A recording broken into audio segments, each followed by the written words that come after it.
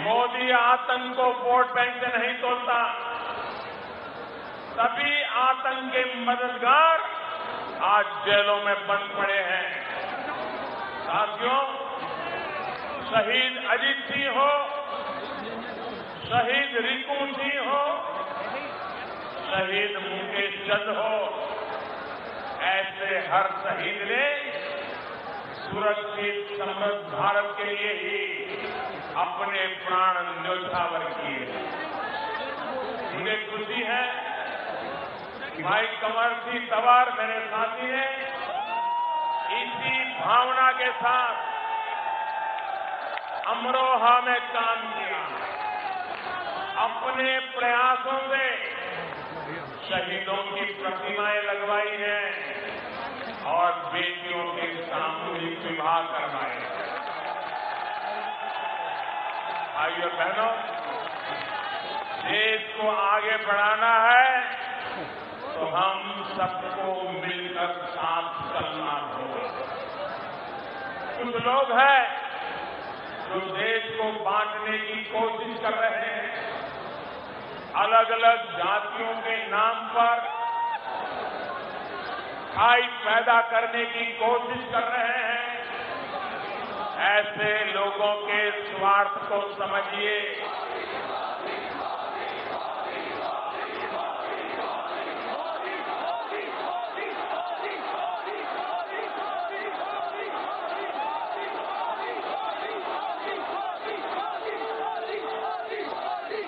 आप मुझे बताइए, अरे जब दुनिया में देश की पहचान ही नहीं रहेगी तो फिर इनका खामियाजा एक एक हिंदुस्तानी को भुगतना पड़ेगा। उत्तर प्रदेश की जनता ने 2014 में और फिर 2017 में ऐसी ताकतों को मुंह तोड़ जवाब दिया। सबका साथ सबका विकास के विजन पर चल रही हमारी सरकार, एक भारत श्रेष्ठ भारत के संकल्प पर चल रही हमारी सरकार देश की पहचान को और मजबूत करने के लिए प्रतिबद्ध है। साथियों, आज जब मैं आपसे देश की पहचान की बात कर रहा हूं तो आपको कांग्रेस के कुछ और पुराने गुनाहों की भी याद दिलाना चाहता हूं। सिर्फ एक परिवार की पहचान बनाने के लिए, सिर्फ एक परिवार के कुछ लोगों की प्रतिष्ठा के लिए, एक परिवार के स्वार्थ की सिद्धि के लिए कांग्रेस ने बाबा साहब आंबेडकर का भी अपमान किया। कांग्रेस ने उन्हें चुनाव में हराने के लिए एड़ी चोटी का जोर लगाया। देश के प्रति बाबा साहब आंबेडकर के योगदान को भुलाने की साजिश रची थी, क्योंकि बाबा साहब ने उस परिवार को चुनौती दी थी। इसलिए बाद की पीढ़ियों ने भी बाबा साहब से निरंतर बदला लिया। वो तो आज वोट बैंक की मजबूरी है जो कांग्रेस बाबा साहब का नाम लेना शुरू किया है, वरना वही कांग्रेस है जिसने दशकों तक उनकी फोटो तक संसद में लगने नहीं दी। ऐसी कांग्रेस को माफ कर सकते हैं क्या? ये उनके सारे साथियों को माफ कर सकते हैं क्या? उनके झूठे वादों को मान सकते हैं क्या? साथियों, उसी दौर में हमारे देश में एक और महान नेता हुए थे, योगेंद्र नाथ मंडल। आपने शायद उनका नाम भी नहीं सुना। आपने उनका नाम इसलिए नहीं सुना क्योंकि आजादी के बाद की कांग्रेस सरकारों ने उनके उस इतिहास को भी आपके सामने नहीं आने दी। साथियों, जोगेंद्रनाथ मंडल बाबा साहब के बहुत करीबी साथी थे, कानून के बहुत बड़े विद्वान थे, लेकिन जीना के बहकावे में आकर बंटवारे के समय वो पाकिस्तान चले गए। वो पाकिस्तान के पहले कानून मंत्री बने, वहां का संविधान बनाने में बड़ी भूमिका निभाई, लेकिन इसके बावजूद पाकिस्तान में उनको अपमानित किया गया। एक विशेष वर्ग का होने की वजह से पाकिस्तान में उनका जीना मुश्किल कर दिया गया। वहां के हालात ने उनका भरोसा तोड़ दिया। वो इतने दुखी हुए कि पाकिस्तान छोड़ करके भारत की शरण में आ गए। लेकिन पाकिस्तान से वापस आने के बाद सबकी कांग्रेस सरकार ने उनके साथ उनसे भी ज्यादा बुरा किया। अपनी मृत्यु तक वो बहुत ही मुश्किल परिस्थितियों में रहे। आज मैं आपको उनके बारे में इसलिए बता रहा हूं क्योंकि इतिहास में छिपे तथ्यों को जानना और उनसे सबक लेना जरूरी है। ये सबक ही आपके वर्तमान और भविष्य को मजबूत करेंगे। साथियों, बाबू जगजीवन राम जी के साथ भी कांग्रेस ने यही किया। आज उनकी जयंती पर बाबू जगजीवन राम जी को मैं नमन करता हूं। बाबू जगजीवन राम ने अपना जीवन गरीबों के कल्याण के लिए समर्पित कर दिया। बाबू जी दो चीजें चाहते थे, एक मजबूत भारत और दूसरा लोकतांत्रिक भारत। अब हमने पाकिस्तान को उसकी हरकतों का मुंहतोड़ जवाब दिया था, तब बाबूजी भारत के रक्षा मंत्री थे। लेकिन इस देश में केवल एक ही परिवार की जुई हजूरी करने वाले लोग देश के इतिहास में एक गौरवशाली नेतृत्व के लिए बाबूजी को कोई श्रेय नहीं देते हैं। बाबूजी आपातकाल के खिलाफ आवाज उठाने वाले सबसे पहले कांग्रेसी नेता थे। उन दिनों में जब तत्कालीन प्रधानमंत्री का डर लोगों में भरा हुआ था, जब लोगों को गिरफ्तार किया जा रहा था, बाबूजी ने कहा था कि लोग इस संघर्ष के परिणामों से बिल्कुल भी न डरे। बाबूजी जिन बातों में विश्वास किया करते थे, उन सभी बातों पर आज कांग्रेस की वजह से एक खतरा मंडरा रहा। आप महसूस कीजिए कि आज बाबूजी की अगर जीवित होते, एयर स्ट्राइक और सर्जिकल स्ट्राइक पर सवाल उठाने वाले कांग्रेस और विपक्ष के आचरण के कारण उन्हें कितनी पीड़ा होती। यदि कांग्रेस और महामिलावट वाले जीतते हैं तो बाबूजी के आदर्शों का कभी सम्मान नहीं होगा। भाई और बहनों, वोट बैंक की पॉलिटिक्स ने देश का बहुत नुकसान किया। याद करिए, पश्चिम यूपी में पहले गुंडागर्दी की, कानून व्यवस्था की स्थिति क्या थी। समाजवादी पार्टी की सरकार के समय अपराधियों को खुली छूट मिल गई थी। ये अमरोहा, ये शामली, पूरा पश्चिमी उत्तर प्रदेश, ऐसा कोई दिन नहीं होता था जब बहन बेटियों के साथ अत्याचार न हो, व्यापारियों के साथ लूटपाट न की हो। क्या वारदातें नहीं होती थी। कितनी ही बेटियों ने इस वजह से स्कूल तक जाना छोड़ दिया। आज भाजपा सरकार ने इस पर नियंत्रण लगा। हमारी बेटियों को परेशान करने वालों को, हमारे व्यापारियों को परेशान करने वालों को दो टूक संदेश दे दिया गया है कि सुधर जाओ, नहीं तो जेल का रास्ता आपका इंतजार कर रहा है।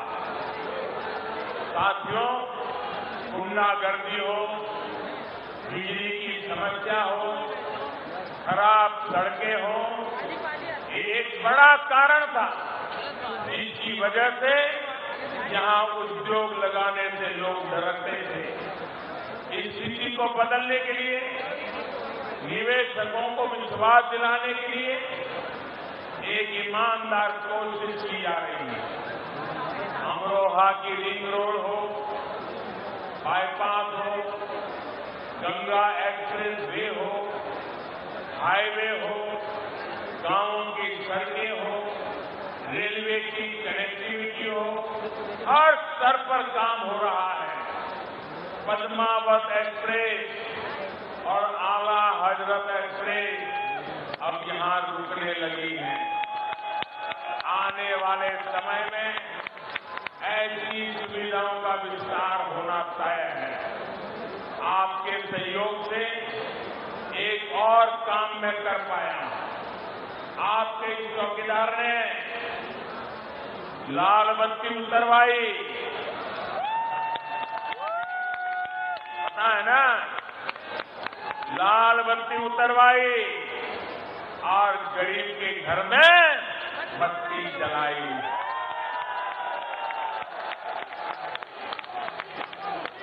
बड़ों की लाल बत्ती चली गई, गरीबों के घर में बिजली पहुंच गई। भाइयों बहनों, सौभाग्य योजना के तहत यूपी के 77 लाख गरीब परिवारों के घरों तक मुफ्त में बिजली कनेक्शन पहुंचा।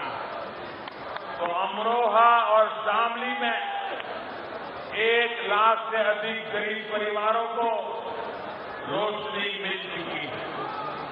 कई गांव जो गंगा जी की गोद में बसे थे, खंभे नहीं लग सकते थे, तो हमने रास्ता निकाला, सोलर पैनल लगाई, लेकिन बिजली का काम पूरा किया। साथियों, कनेक्टिविटी के साथ साथ बैंकों को छोटे छोटे उद्यमियों और युवाओं के लिए बैंकों से ऋण को बहुत आसान कर दिया। अब तो छोटे उद्यमियों के लिए 1 करोड़ रुपए तक के ऋण की स्वीकृति ऑनलाइन करने की भी व्यवस्था हमने की। पूरे यूपी में स्वरोजगार के लिए बिना किसी गारंटी के करीब 1.5 करोड़ मुद्रा लोन भी आज दिए गए। भाइयों बहनों, जवान हो, नौजवान हो या फिर किसान, चौकीदार की सरकार ने हर एक की हित की रक्षा करने का काम किया। गन्ना किसानों को उनका पैसा उसी सीजन में चुकाया जाए, इसका गंभीर प्रयास हो रहा। योगी जी पूरी संवेदनशीलता से इस पर काम कर रहे हैं। फसल की लागत का 1.5 गुना समर्थन मूल्य देने की बरसों पुरानी मांग को पूरा करने का काम भी ये चौकीदार ने किया है, भाजपा की सरकार ने। यूपी के 2 करोड़ से अधिक किसान परिवारों को हजारों करोड़ रुपयों की सीधी मदद हर वर्ष मिलनी शुरू हो गई। इस क्षेत्र में फूड प्रोसेसिंग को बढ़ावा देने के लिए भी काम किया जा रहा है।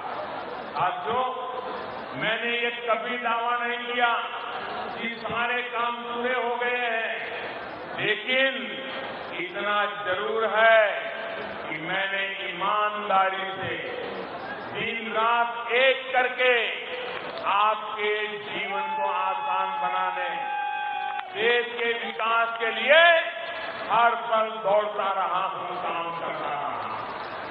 इन कार्यों को जारी रखने के लिए और आगे बढ़ाने के लिए 2019 के इस चुनाव में मुझे फिर से आपका आशीर्वाद चाहिए।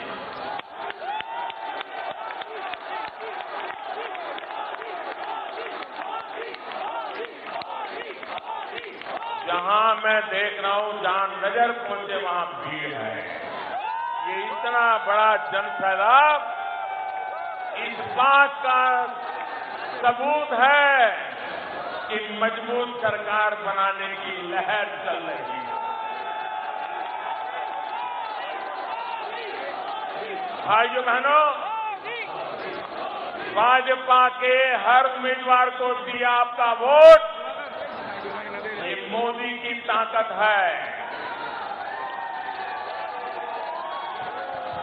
और मैं ये भी जानता हूं कि देश के विकास के लिए इन कार्यों में मैं अकेला नहीं, आप भी विकास के हर प्रयास में भागीदार है, आप भी चौकीदार हैं। मेरे साथ बोलिए, मैं भी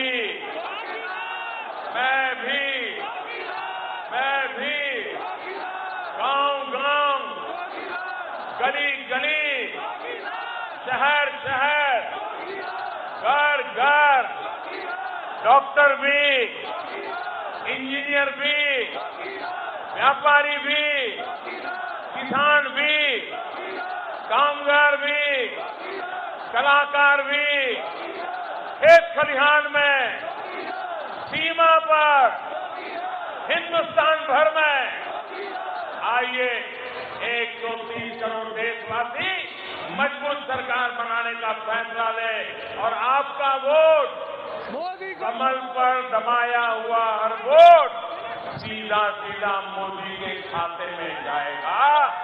मेरे साथ बोलिए, भारत माता की, भारत माता की। बहुत बहुत धन्यवाद।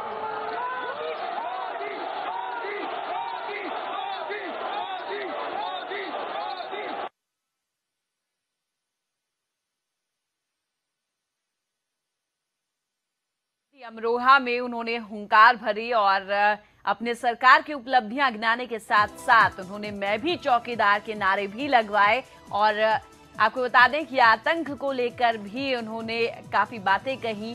पाक दुनिया में बेनकाब हो रहा है, ये कहना है पीएम नरेंद्र मोदी का। अमरोहा में आज रैली हुई पीएम मोदी की। आपको बता दें कि उत्तर प्रदेश में पीएम मोदी ने चुनावी अभियान जो है वो शुरू कर दिया है। अमरोहा में पहुंचे हैं वो और अब से कुछ देर पहले ही रैली को उन्होंने संबोधित किया और तमाम बातें कही उन्होंने। इस दौरान पाक दुनिया में बेनकाब हो रहा है और साथ ही बिना नाम लिए निशाना साधते हुए कहा कि जब पाक पर हमला होता है तो कुछ लोगों की नींद उड़ जाती है।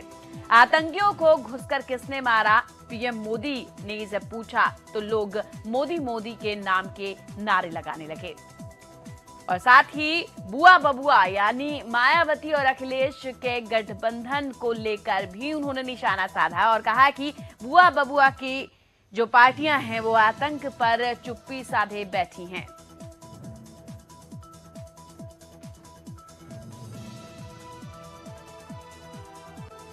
तो आपको बता दें कि अमरोहा में पीएम मोदी ने किस तरह से हुंकार भरी और मैं भी चौकीदार के नारे भी लगवाए, जिसमें लोगों ने उनका साथ दिया और मोदी मोदी के नारे भी लगाए। और इसी के साथ इस बुलेटिन में फिलहाल इतना ही। मुझे दीजिए इजाजत। लगातार खबरों के लिए देखते रहिए सुदर्शन न्यूज। जय हिंद।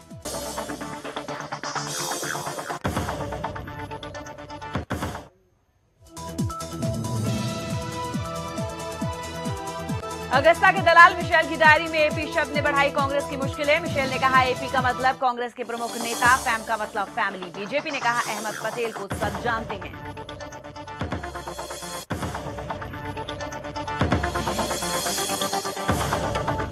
तेजो बहाले के अंदर पाक के समर्थन में लगे नारे। वीडियो की जांच हुई शुरू। उसके समापन पर आए थे युवक। दीवारों पर लिखा ISIS कमिंग सून।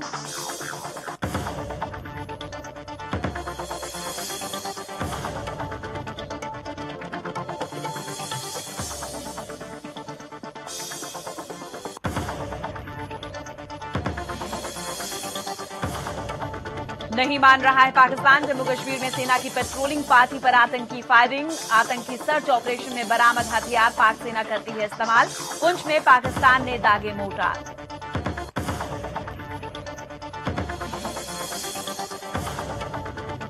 श्रीनगर की सेंट्रल जेल में कैदियों का हंगामा और तोड़फोड़। कैदियों ने भड़काऊ और आजादी को लेकर की नारेबाजी। हालात बिगड़ने पर अर्धसैनिक बलों को बुलाया गया।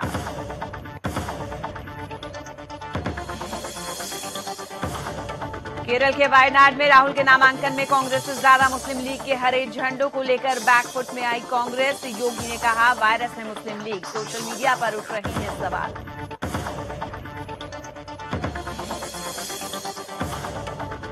खुद को बेरोजगार कहने वाले कांग्रेस अध्यक्ष राहुल गांधी की संपत्ति 5 वर्षों में बढ़कर हुई 15 करोड़ 88 लाख रुपए। 5 वर्षों में 68.93% बढ़ी संपत्ति। 2014 में 9 करोड़ रुपए थी राहुल की कुल संपत्ति।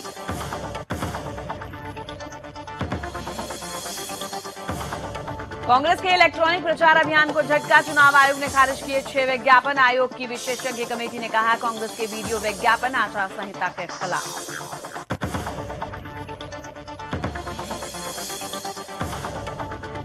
नौकरी चाहने वाले 64% लोगों को मिला रोजगार। प्राइवेट सेक्टर में पैदा हुई 60% job. PhD chamber of commerce and industry की ओर से जारी रिपोर्ट में दावा, सबसे ज्यादा रोजगार महानगरों में और बड़े शहरों में मिले।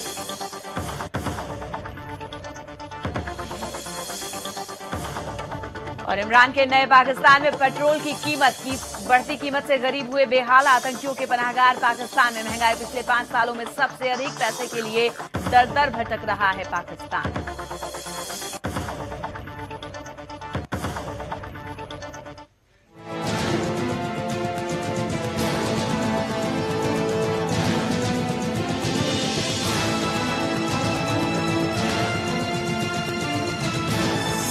आप देख रहे हैं सुदर्शन न्यूज।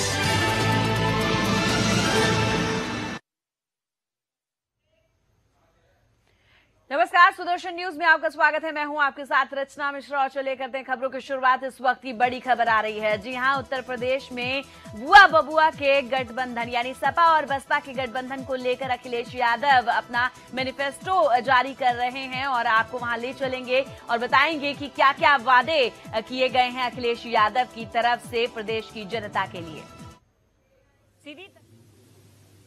भारत और देश आगे बढ़ता दिखाई दे। हमारा किसान, गरीब, मजदूर, नौजवान, अल्पसंख्यक, मुसलमान भाई, नौजवान और सभी लोगों के बीच में खुशहाली कैसे जाए। हर वर्ग के बीच में क्या रास्ता हो विकास का, भारत को कैसे आगे बढ़ाने का रास्ता हो।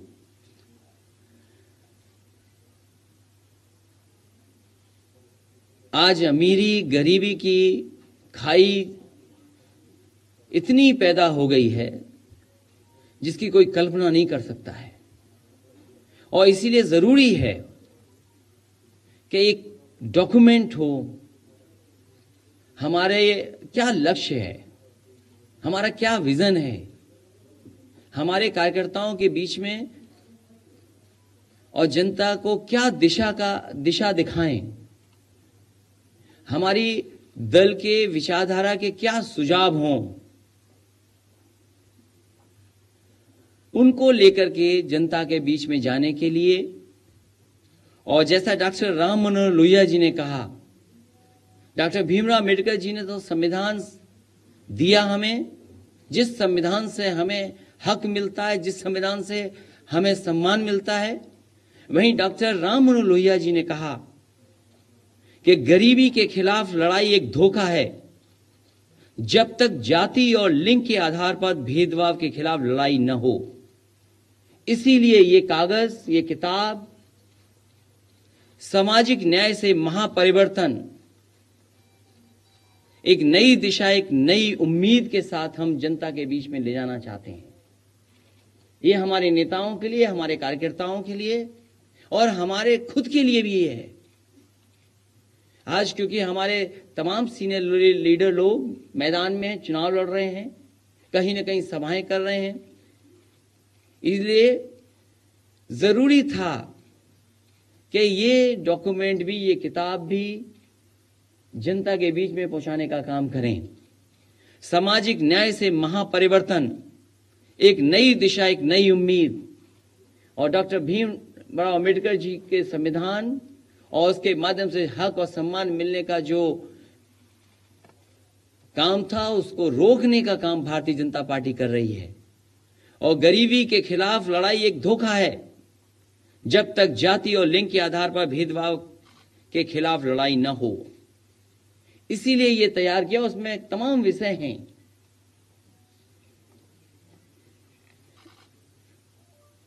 कि किस तरीके से वर्तमान सरकार ने उद्योगपतियों को लाभ पहुंचाए हैं, अमीर को अमीर बनाया, गरीब और गरीब होता चला गया।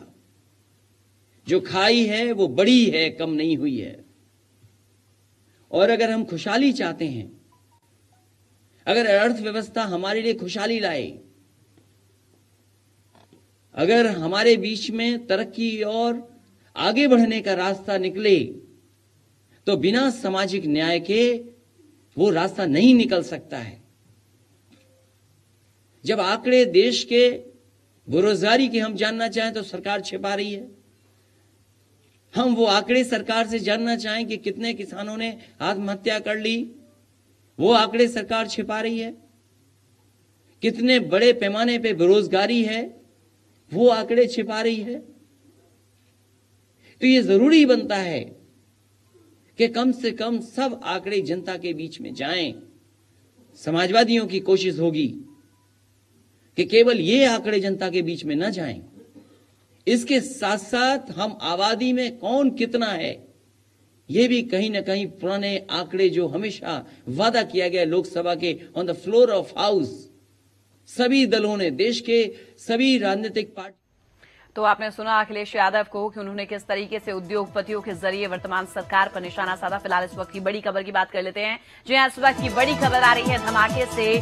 कुछ जवान जो हैं वो घायल हो गए हैं। धमाके में सेना के 2 जवान जख्मी हो गए हैं। सेना ने सर्च अभियान भी शुरू कर दिया है। इस वक्त की बड़ी खबर, धमाके में सेना के 2 जवान घायल हो गए। जम्मू कश्मीर के कुपवाड़ा के आर्मी कैंप पर यह धमाका हुआ और इस धमाके में सेना के 2 जवान घायल हो गए। सेना ने सर्च अभियान भी शुरू कर दिया है। इस वक्त की बड़ी खबर जम्मू कश्मीर से, जहां कुपवाड़ा में आर्मी कैंप में धमाका हुआ है। धमाके में सेना के 2 जवान जख्मी हो गए हैं। और आगे बढ़ते हैं, जम्मू कश्मीर की ही बात कर लेते हैं, जो लगातार आतंक के साए में है। खुफिया एजेंसियों ने इनपुट के मुताबिक जैश के आतंकी 5 से 9 अप्रैल के बीच बड़ा आतंकी हमला कर सकते हैं और आतंक के इस हमले में पाकिस्तान इन आतंकियों का साथ दे रहा है। खुफिया एजेंसियों की माने तो पाकिस्तान लोकसभा चुनाव 2019 के दौरान जम्मू कश्मीर में शांति व्यवस्था बिगाड़ने की साजिश रच रहा है। पाकिस्तान चुनावों के दौरान राज्य में बड़े आतंकी हमले की प्लानिंग भी कर रहा है और इसी के मद्देनजर सेना और सुरक्षा बलों को अलर्ट रहने को कहा गया है।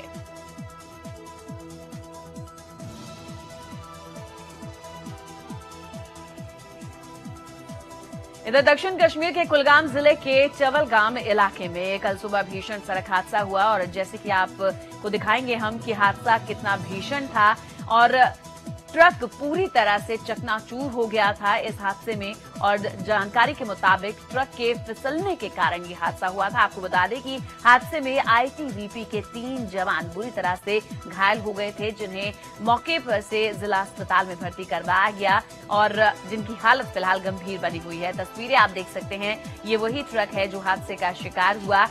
फिसलने के कारण, सड़क पर फिसलने के कारण यह हादसा हुआ था, जिसमें आईटीबीपी के जवान भी सवार थे। और आपको बता दें कि ये हादसा जब हुआ, फिलहाल जो आईटीबीपी के जवान हैं वो अस्पताल में भर्ती हैं, उनकी हालत काफी गंभीर बताई जा रही है।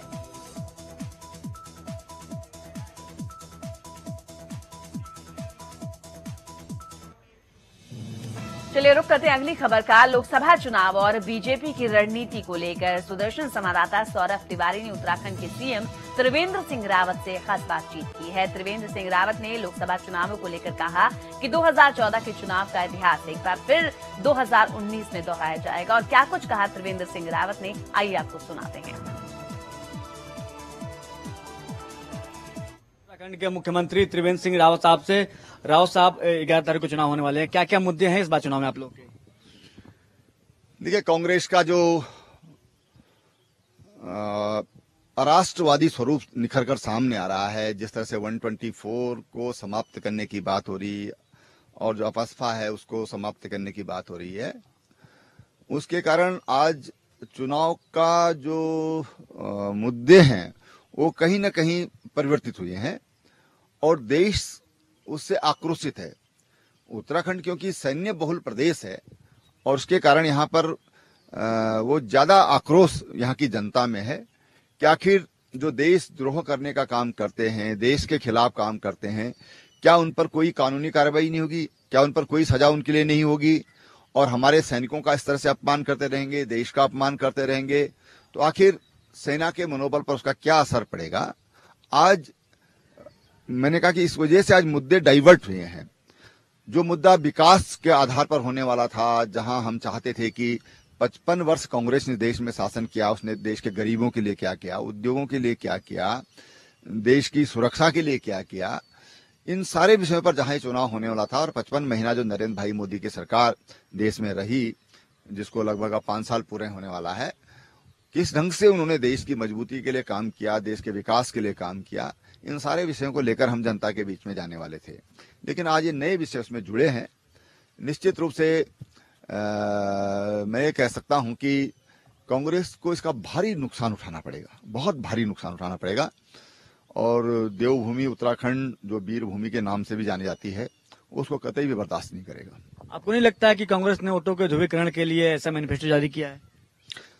देखिए, कांग्रेस की सदैव से नीति रही है डिवाइड एंड रूल की, क्योंकि कांग्रेस की जो स्थापना हुई थी, जो ह्यूम ने 1885 में कांग्रेस बनाई थी, वो बनाई इसलिए थी कि जो हमारे देश के आंदोलनकारी हैं, स्वतंत्रता संग्राम सेनानी हैं, उनके बीच में टूट फूट हो और देशवासी हिंदू मुस्लिम में बंट करके और देश की लड़ाई न लड़ सकें। वही कांग्रेस आज कर रही है। वो डिवाइड एंड रूल पर चल रही है और तुष्टीकरण के आधार पर काम कर रही है। मुझे लगता है कि देश की जनता कांग्रेस को बहुत अच्छी तरह समझ चुकी है और इसीलिए उसने कांग्रेस को एकदम एक मिनी बस के लायक उनकी संख्या कर दी है। तो देश उस चीज को अच्छी तरह समझता है। आज की जो नई पीढ़ी है, जो युवा है, वो बहुत अच्छी तरह इन सारे जो इनके कारनामे हैं, जो इनकी हरकतें हैं, मैं कहना चाहूंगा, उनको अच्छी तरह समझता है और वो सोच समझ कर ही अपना मतदान करता है। कांग्रेस आप पे आरोप लगा रही है कि आपने पलायन अभी उत्तराखंड में नहीं रोका। तो कांग्रेस ने क्या किया? कांग्रेस ने भी 10 साल इस राज्य में शासन किया है। मैं समझता हूं उनको किसी तरह का प्रश्न उठाने का अधिकार नहीं है। और पलायन पर भारतीय जनता पार्टी की सरकार बहुत बेहतरीन तरीके से काम कर रही है और पलायन के कारणों को बहुत अच्छी तरह समझती है और उन पर हम ठोस काम कर रहे हैं। चाहे हम ग्रोथ सेंटर बना रहे हैं या हम आज पाइन नीडल पॉलिसी लाए हैं, सोलर पॉलिसी लाए हैं, हम पर्यटन को बढ़ावा दे रहे हैं, जो 13 डिस्ट्रिक्ट 13 न्यू डेस्टिनेशन का हमारा कॉन्सेप्ट है, उस पर जो हम काम कर रहे हैं। आज तमाम फिल्म उद्योग आज उत्तराखंड की ओर दौड़ रहा है शूटिंग के लिए। तो हम तमाम जिससे राज्य को गति मिले, उसके विकास को और लोगों को रोजगार मिले, उस पर हमने ठोस प्रयास किए हैं। आखिरी सवाल, 2014 में आप लोगों ने 5-0 क्लीन स्वीप किया था, 2019 में क्या रहेगा? 2019 2014 को दोहराएगा और उसमें अगर कोई अंतर होगा, परिवर्तन होगा, तो ये होगा कि भारतीय जनता पार्टी पिछली बार 55% वोट लाई थी, इस बार उससे अधिक मतों से यहाँ से जीत कर जाएगी। धन्यवाद। तो ये थे उत्तराखंड के मुख्यमंत्री त्रिवेंद्र सिंह रावत साहब, जिनको विश्वास है कि 2014 में 5-0 था, इस बार भी 2019 में 5-0 रहेगा, लेकिन वोटों का जो मार्जिन है वो बढ़ेगा। कैमरामैन चंदन के साथ सौरभ तिवारी, सुदर्शन न्यूज, देहरादून। सुना आपने त्रिवेंद्र सिंह रावत को, क्या कुछ कहना था उनका। उन्होंने साफ तौर पर कहा कि उत्तराखंड के विकास के लिए जो है वहां की सरकार लगातार काम कर रही है और प्रयास कर रही है ताकि यहां का विकास हो सके और पलायन रुक सके। चलिए आगे बढ़ते हैं और कुलगाम की बात कर लेते हैं। जी हां, दक्षिण कश्मीर के कुलगाम जिले के चवल गांव इलाके में कल सुबह भीषण सड़क हादसा हुआ। जैसे कि आपको दिखाएंगे हम तस्वीरों में कि हादसा कितना भीषण था और किस तरह से ट्रक पूरी तरह से चकनाचूर हो गया। और जानकारी के मुताबिक ट्रक के फिसलने के कारण यह हादसा हुआ था। आपको बता दें कि हादसे में आईटीबीपी के 3 जवान बुरी तरह से जख्मी हो गए थे। तस्वीरें आप देख सकते हैं और इन जवानों को जिला अस्पताल में भर्ती कराया गया, जिनकी हालत गंभीर बनी हुई है। तो तस्वीरें आप देख रहे हैं, ट्रक के फिसलने से यह हादसा हुआ था और आईटीबीपी के 3 जवान जो है वो जख्मी हो गए, जो कि अस्पताल में भर्ती हैं, उनका इलाज चल रहा है। आपको बता दें कि सड़क पर ट्रक के फिसलने से यह हादसा हुआ।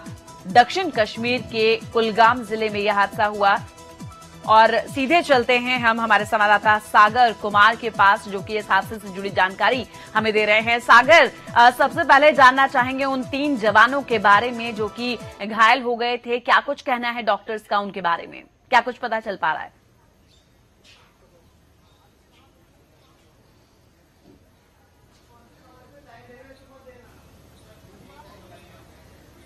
जी सागर, क्या आवाज मिल पा रही है? लगता है संपर्क नहीं हो पा रहा है। एक बार फिर से हम आपको बता दें कि कुलगाम में कल सड़क हादसा हुआ था। ट्रक के फिसलने के कारण यह हादसा हुआ और तस्वीरें आप देख सकते हैं कि किस तरह से वहां पर अफरा तफरी का माहौल हो गया जब यह हादसा हुआ। और फिर जो घायल जवान थे उन्हें जिला अस्पताल में भर्ती कराया गया था और अभी उनकी हालत जो है गंभीर बनी हुई है।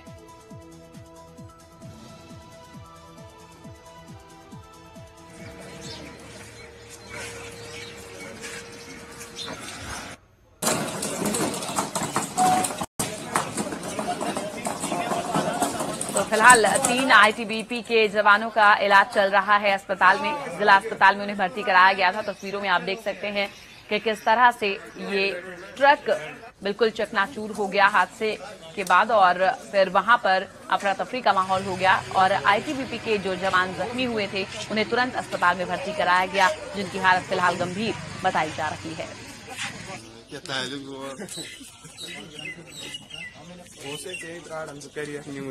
फ्लैश कर रहे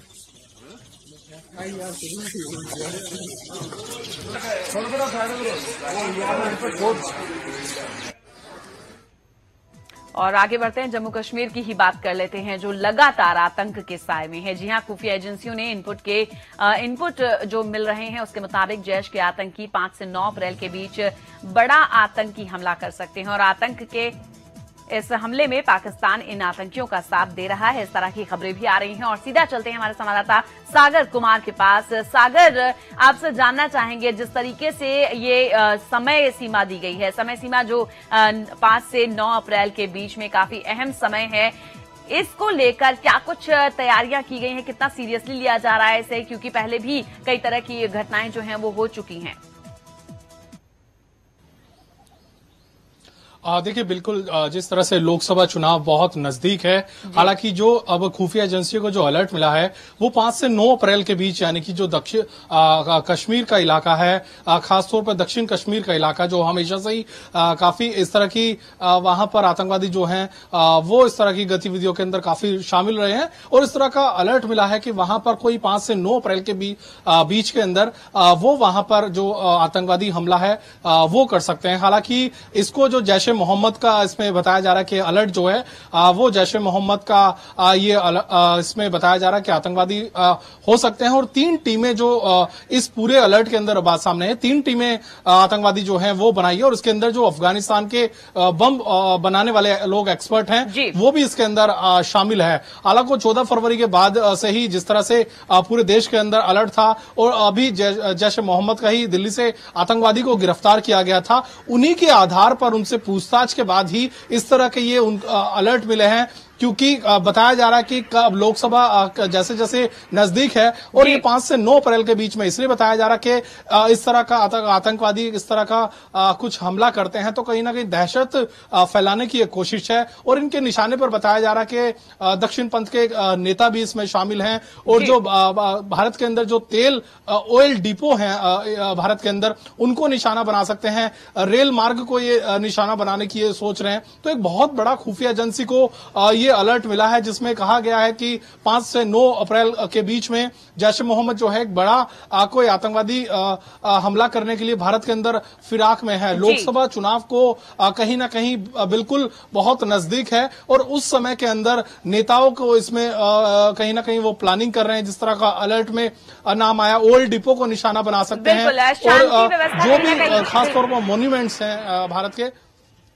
जी सागर, कहीं ना कहीं शांति व्यवस्था पूरी तरीके से ध्वस्त करने की प्लानिंग चल रही है, लेकिन इसी बीच ये जानना चाहेंगे जिस तरीके से खुफिया एजेंसीज ने इनपुट दिया है उसको लेकर अगर आम जनजीवन की बात करें तो आम लोगों को क्या किसी तरह के दिशा निर्देश दिए गए हैं? क्या कुछ इस तरह की खबर मिल पा रही है? देखिए, अगर बात करें तो ये तो पहले से ही बहुत अलर्ट रहता ही है। आप भी देखते होंगे जगह जगह पर इस तरह का जो दिल्ली पुलिस हो या जो भी स्टेट पुलिस होती हैं वो वहां पर कुछ हिदायत देती हैं आम जन लोगों से कि अगर आपको कोई भी लावारिस वस्तु मिले तो तुरंत पुलिस को संपर्क करें, या कोई भी जहां पर भी अगर आप थिएटर जाते हैं तो अपनी सीट एक बार चेक कर लीजिए, जहां पब्लिक ट्रांसपोर्ट में अगर आप सफर कर रहे हैं तो उनकी भी सीट चेक कर लीजिए। तो इस तरह के हिदायत जो है ये तो दिए ही जाते हैं। लेकिन अगर कश्मीर की खास बात करूं मैं तो लोकसभा के जो इलेक्शन है वहां पर पहले से ही पैरामिलिट्री फोर्सेस की जो है कई अतिरिक्त कंपनियां जो है कश्मीर में भेजी गई है और सिर्फ वहां पर जो चुनाव लड़ रहे हैं जो लोकसभा जो कैंडिडेट हैं उनको भी कई सुरक्षा दी गई है, काफी बड़ी मात्रा में उनको सुरक्षा प्रदान की गई है क्योंकि जो लोकसभा कैंडिडेट है चाहे वो किसी भी पार्टी का हो, क्योंकि उनके भी आतंकवादियों के निशाने पर वो सभी लोग हैं, क्योंकि वो इस पूरे चुनाव में कहीं ना कहीं बाधा डालना चाहते हैं, शांति भंग करना चाहते हैं। तो किसी भी तरह से जो हमारी सुरक्षा एजेंसियां हैं वो कोई कसर नहीं छोड़ रहे हैं। इसलिए जो वहां के कैंडिडेट हैं लोकसभा को कैंडिडेट हैं जो लोकसभा जो उम्मीदवार हैं जो चुनाव लड़ रहे हैं उनको भी काफी भारी मात्रा के अंदर सुरक्षा उनको प्रदान की गई है। पहले से ही होम मिनिस्ट्री की तरफ से जो कश्मीर और जम्मू कश्मीर के अंदर जो है वो पहले से ही कई पैरामिलिट्री फोर्सेस की कंपनियां भेजी गई हैं। लेकिन इस तरह का अलर्ट 5 से 9 अप्रैल के बीच में जैश ए मोहम्मद का आना यकीनन ये सुरक्षा एजेंसी के लिए एक बड़ी चुनौती है क्योंकि लोकसभा चुनाव का अभी भी पहला जो चरण है वो नहीं हुआ। इस तरह का अलर्ट आना जी सागर, आपको जाहिर सी बात है रोकना चाहेंगे और अपने दर्शकों को बताना चाहेंगे कि जो दिशा निर्देश है वो हमेशा से ही तय कर दिए जाते हैं आम जनजीवन के लिए। सागर, फिलहाल इस खबर पर नजर बनाए रखिए और आपसे अपडेट्स लेते रहेंगे। फिलहाल बातचीत के लिए आपका बहुत बहुत शुक्रिया। तो जिस तरीके से अलर्ट जारी किया गया है 5 से 9 अप्रैल के बीच में कहा जा रहा है कि बड़ा आतंकी हमला हो सकता है, तो इसको देखते हुए और काफी गंभीरता से लेते हुए जो है वहां पर पैरामिलिट्री की फोर्सेस तैनात कर दी गई हैं और भी अलर्ट जो है वहां पर किए गए हैं। और इसी के साथ इस बुलेटिन में फिलहाल इतना ही। मुझे दीजिए इजाजत। लगातार खबरों के लिए देखते रहिए सुदर्शन न्यूज। जय हिंद।